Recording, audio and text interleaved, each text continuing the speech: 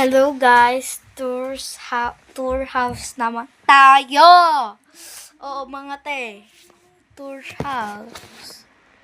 So, unahin natin sa aming kwarto. Let's go. Ano tara?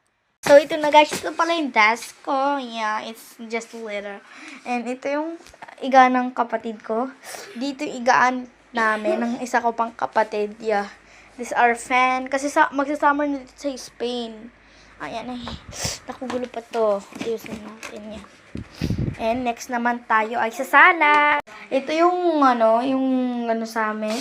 Ay, wait lang guys. Lalagay ko lang to. Yan. Yan. Ito yung mga sapatos namin. Ito yung salamin. Ito yung namin. Tapos ito yung upuan namin. May mga damit pa dyan. Tapos ito yung upuan natin. Ito yung namin yung lalagyan. So next sa CR. Ito yung CR namin. Yeah, ayan. Ito yung kubeta. Next naman sa kusina. Dito yung kusina namin guys. Ayan. Ito yung mga foods. And dito yung panglutuan.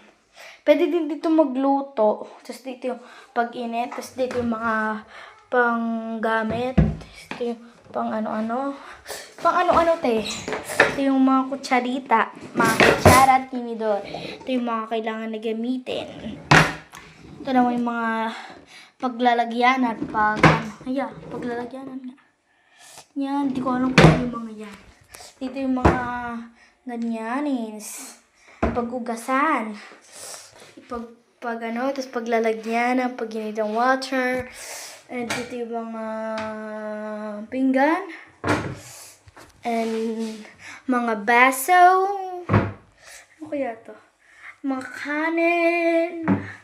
At dito naman yung mga soy sauce. And mga palamin. Ito yung ref. Yan. Ayun lang. Wait lang, babalik lang tayo doon. Eh, pabalik na tayo sa ating kwarto. Wait lang guys. Wait lang. Ito na tayo ulit.